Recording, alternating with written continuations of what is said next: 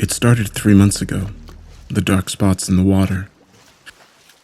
I'm residing at my seaside cottage, my own personal getaway that I purchased 3 years ago. The back deck looks out on the Sound, along the shore of the Outer Banks in Northern Carolina. It's always been one of my favorite vacation locations, and when I published my third book last year, the royalties allowed me to buy this cottage. I don't have any neighbors. I specifically wanted it that way. I planned to write my fourth book here and wanted to ensure peace and quiet while I worked away at it. There's a little pier that stretches out into the Sound from beneath my deck.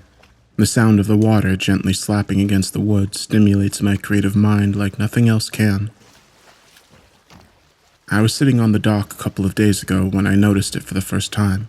The dark spots in the water. They were circular and about 4 feet in circumference. I counted 4 of them, about 20 feet from where I stood at the end of the pier. The sun was setting, strips of blank cloud colored by scars of brilliant soft orange. The water caught the light and made it sparkle, a twinkling of stars on the gentle surface. Except for the circles of black, those patches seemed to absorb the light, sucking it down into itself. I was curious, and I speculated that maybe the water was just deeper in those spots. I sipped my glass of water at the end of the pier, the ice clinking against the rim like muffled bells. I didn't know what to make of my discovery. Instead of dwelling on it any longer, I went inside, determined to finish another page of my book before I went to bed. Outside, the water filled with 2 more dark spots. The next day, the sky filled with angry storm clouds, and I sat by the big bay window, clacking away at my keyboard as the rain crashed into the ocean before me. Most people don't like rainy days, but as a writer, I feel they are my most productive. The cozy atmosphere, the steady pitter-patter of rain, the rolling thunder, all these things spark my creativity, and the words just come pouring out like the water from the clouds above. I was watching the waves, circling the next scene of my book and thinking, when I spotted the dark circles again. One of them was right at the end of the pier, another 5 spread around it. I idly tapped my finger against my desk, watching them. They had moved since yesterday. I discarded my theory of depth change and instead wondered if it was a school of fish. It didn't explain the way they sucked in the light, but I wasn't an expert on the ocean and its many workings. I stood up, allowing myself a brief break from my work, and went to the door. I opened it, the overhang shielding me from the rain, and breathed in the wet air. The air was fresh, smelling of new rain and ocean salt. I breathed it in and winced, the wind suddenly carrying a new odor, something foul and sharp, burning my nose with its repulsive aroma. I covered my face with a hand, trying not to gag. It was sharp, like vinegar almost, and I felt my eyes water. I slammed the door closed and retreated back inside.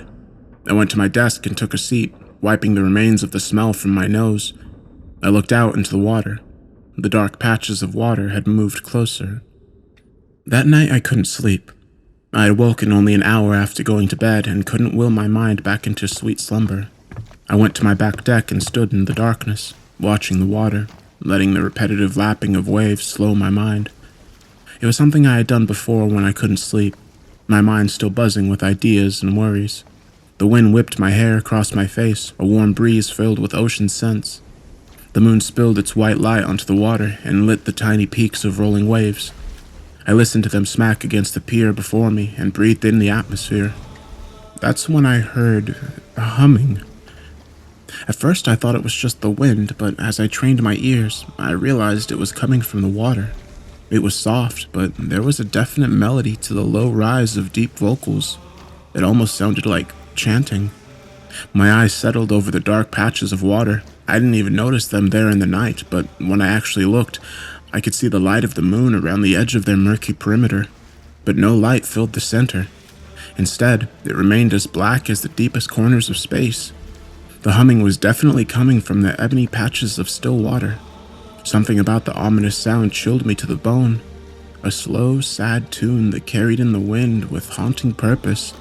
It raised the hair on the back of my neck, and I leaned down over the railing to get a better look. The circles were close to the wooden edge of my house, where the water met a wall just below my deck. The pier stretched out from that wall, resting on the surface of the Sound like a red carpet. I took the steps down my porch and walked under the deck to the pier. My bare feet patted across the wood, and the sound of humming became more pronounced.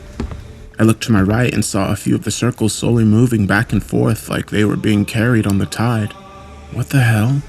I thought, staring out. And that's when something stirred the surface of the water. It came with a sudden splash and a slice of white froth. In the center of each circle, something emerged for a split second. It was so sudden and the darkness so deep that I couldn't see what it was, but it scared me half to death. It had all happened seamlessly and in sync. At the exact same moment, they all had mirrored the exact same action. I didn't know what it meant. I didn't know if I was dealing with animals or nature, but I knew I was suddenly feeling very uncomfortable. I raced back to the deck, my ears filling with this strange, sad humming. As I was about to go back inside, I was slammed with the awful stench again.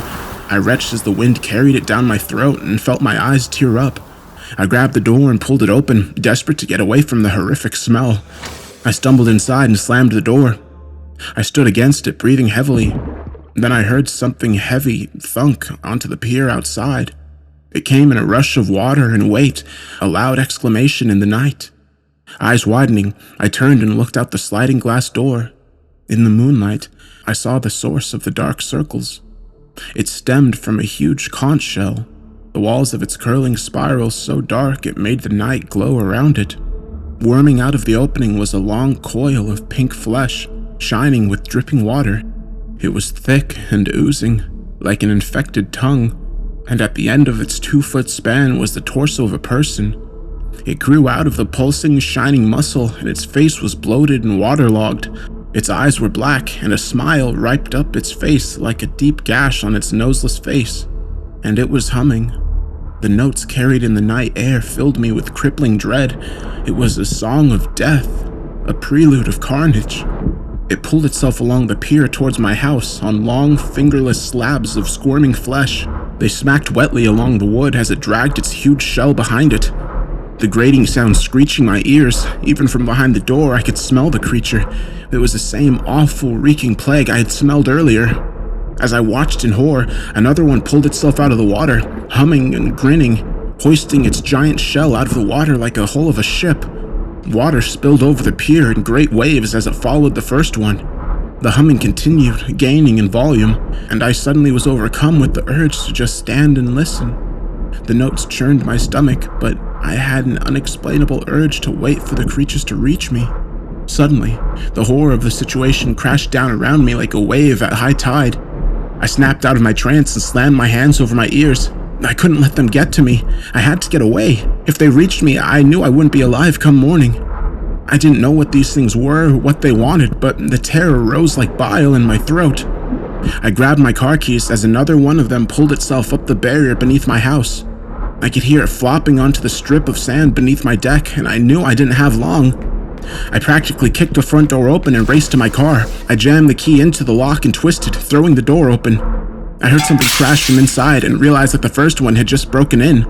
The thought of the monster pulling itself through my house sent a bolt of adrenaline coursing through me. I dove into the car and started it, slamming the gear into reverse.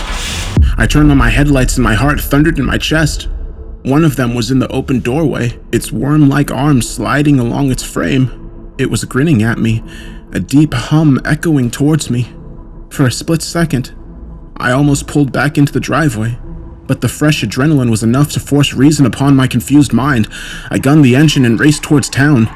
To this day, I have no idea what those things were. I told the police and the local wildlife rangers about my experience, but they don't believe me. To them, I'm just a new resident, unused to the ways of the ocean. I put the house up for sale and haven't returned to it since. I don't dare.